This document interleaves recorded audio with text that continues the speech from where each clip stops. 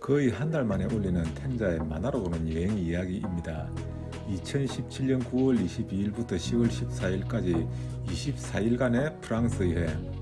9월 22일 부산, 인천, 독일 프랑크푸르트를 거쳐 프랑스 스트라스부르에서 시작을 해서 9월 24일날 프랑스의 동화마을들 리보빌레, 흉미르, 리크위르 그리고 콜마르를 거쳐서 호반의 도시 안시에 1박을 하며 안시오스와 안시성을 구경하고 9월 25일 프랑스의 알프스 샤모니에 도착을 했습니다. 우리나라의 9월 25일 같으면 아직 여름 더위로부터 완전히 벗어나지 못했을 때인데요. 프랑스 샤모니에 도착했을 때에는 마치 파장한 저녁 시장처럼 온 마을이 정말 조용했고 이미 추위가 몰려왔는지 로프웨이를 타고 올라가는 몇 곳은 이미 문을 닫은 상태였습니다.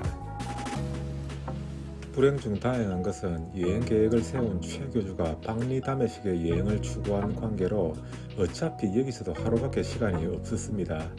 그래서 샤모니에서는 딱 두 군데만 구경을 하게 되는데요. 첫 번째가 에귀 디미디 전망대이고 두 번째가 몽땅베르 전망대입니다.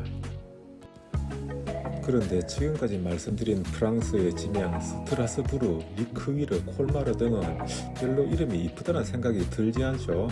혹시나 스트라스부르는 독일과 가까워서 그런지 모르겠는데 샤모니 하면 정말 이름 자체가 사랑스럽고 이쁘지 않나요?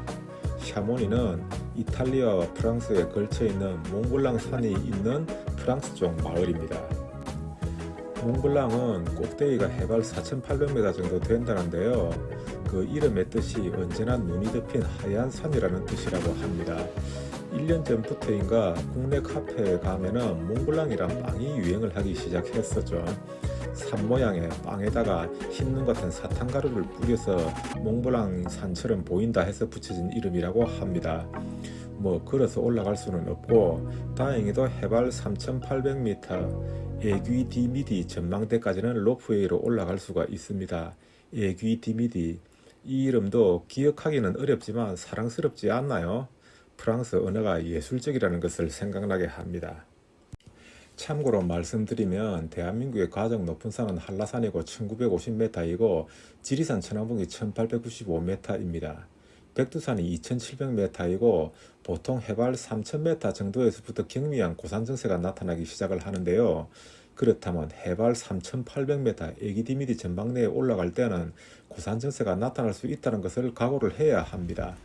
케이블카에서 내려서 문을 열면 몽블랑 상문을 한눈에 내려다볼 수 있는 양쪽이 탁 트인 공간이 나타납니다.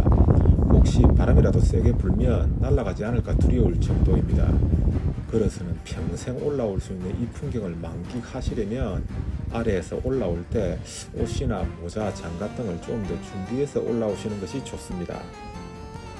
그렇다고 해도 솔직히 말해서 탱자도 겁이 나서 이 멋진 장소에 오래 서 있지를 못하고 얼른 반대쪽 문으로 들어갔습니다. 조금 더 안전한 공간에서 프랑스 알프스의 멋진 풍경을 구경할 수가 있는데요. 저 바깥쪽에 장비를 들쳐매고 걸어가는 사람들을 보고서는 나도 저기에 서 있어야 하는데 하는 생각을 했습니다. 죽기 전에 에베레스트산 꼭대기에 한번 서봤으면 하는 꿈을 가지고 있었는데 지금은 그냥 지상바닥에 오래 서 있기도 힘든 처지라 어쩌겠습니까? 할 수 있는 거 다 할 수는 없지요. 여기까지 온 것만으로도 감사해야겠습니다. 자, 그리고 한라산보다 높고 백두산보다 높고 일본 후시산보다 높고 네팔 안나푸르나 마차푸철의 베이스캠프보다 높은 이 에기디미디 전망대에 올라가면 꼭 해봐야 할 것이 있습니다. 유리바닥 전망대가 있습니다. 부산에도 스카이워크가 몇 군데 있지만 세상에 해발 3,800m 허공에 떠있는 느낌을 어떨지 궁금하지 않으십니까? 물론 줄 서는 것은 필수입니다. 아마 여름 성수기에 와서는 줄 선다고 볼일 다 봤을 것 같은데요. 비수기에 오니까 이런 점은 좋았습니다. 기분이 어땠느냐고요? 사실 별로 모르겠습니다. 보시다시피 안개가 끼어서 올라갔는데 허공에 떠있다는 느낌이 별로 들지를 않았습니다. 오래 서 있을 수도 없었고 기념사진 남기기에 바빴습니다. 시간이 좀 있으면 여러 번 줄을 서서 몇 번 여러 각도에서 기념사진이라도 확실하게 남기면 좋을 것 같습니다. 다행히 탱자도 최교도도 고산 증세가 심하게 나타나지 않아서 무사히 애기디미디 전망대 구경을 마치고 내려왔습니다. 그리고 드디어 몽땅베르 전망대를 찾아가는데요. 몽땅베르, 몽땅연필 이렇게 연상을 시키니 이름이 잘 기억이 되었습니다. 몽땅베르 전망대는 산악 열차를 타고 올라가게 됩니다. 올라가서 구경하는 것 자체는 고도가 높은 애기디미디 전망대가 당연히 압도적이고 올라가는 과정은 산악 열차를 타고 올라가는 몽땅베르 쪽이 훨씬 재미있습니다. 기차가 어둠을 헤치고 은하수를 건너는 것은 아니지만 차창 밖으로 보이는 샤모니 풍경이 정말 아름다웠습니다.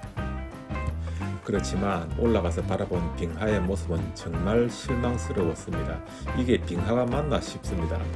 탱자 이미 캐나디안 로키의 콜롬비아 빙원에서 내려오는 아사바스카 빙하를 2007년, 2009년 두 번이나 설상차를 타고 올라가 봤고 2011년에는 남미의 페리토 모레노 빙하 미니 트레킹도 해봤고 2014년도에 아이슬란드의 빙하 호수 요쿨 살롱도 다 가봤던지라 지구온난화로 인해 녹을 대로 다 녹아내려서 얼음보다는 돌가루로 뒤덮여서 거대한 공사장 같은 모습의 메르드 글라스는 어떤 만족감도 없었습니다.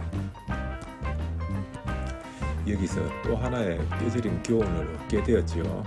지구온난화 방지에 힘써야 한다 그런 것 말고 여행은 모름지기 일찍 가야 한다는 교훈인 것이지요. 간혹 여행을 나중에 가서 좋은 점도 있지만 대부분 일찍 가야 합니다. 유명세를 떨쳐서 아름답고 순수하던 관광지가 개판되는데 불과 몇 달 걸리지 않고 이렇게 코로나가 오기 전에 여행을 더 열심히 다녔어야죠. 자, 여기서 산 넘고 물 건너 바다 건너셔 기차 타고 올라와서 이거 하나 보고 내려가려니 너무 허무했습니다. 그래서 원래 계획대로 했던 빙하동굴까지 구경하러 내려갔는데요. 빙하동굴을 구경하기 위해서 또 케이블카를 타고 내려가야 하는데 그런데 케이블카를 타고 내려가서 또 철제 계단을 한참 내려갑니다. 처음엔 이해를 할 수가 없었습니다. 이거 뭐 관광객들 똥개 훈련시키는 것도 아니고 왜 이럴까요?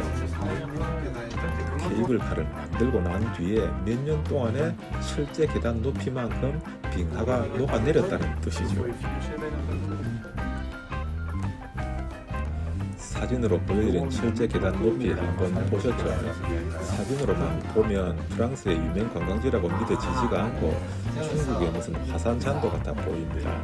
그러니 케이블카 타면 되겠네 하고 내려갔다가 계단 오르락내리락 하면서 도관이 다 나가고 피똥 쌀 수가 있으니 여기 가시려면 평소에 체력 훈련 좀 해두시기 바랍니다. 그리고 또 마치 무슨 하수도 공사장 들어가는 것처럼 만들어 놓은 몽땅베르 전망대 빙하동굴은 별 볼 것 없었습니다. 그냥 뭐 유치원 실습생들 구경할 정도였습니다. 그러면 볼 것도 없고 걷느라 고생만 하는 것을 왜 갔노 하실 건데 뭐 내라고 이럴 줄 알았겠습니까? 여행을 하다 보면 이런 일이 종종 있습니다. 이런 걸 보려고 내가 병원 문 닫고 이 먼 곳까지 왔나 싶기도 하지만 온 김에 보는 것이지요. 뭐 먼 곳에 온 여행이라고 해서 다 만족스럽지만 않습니다.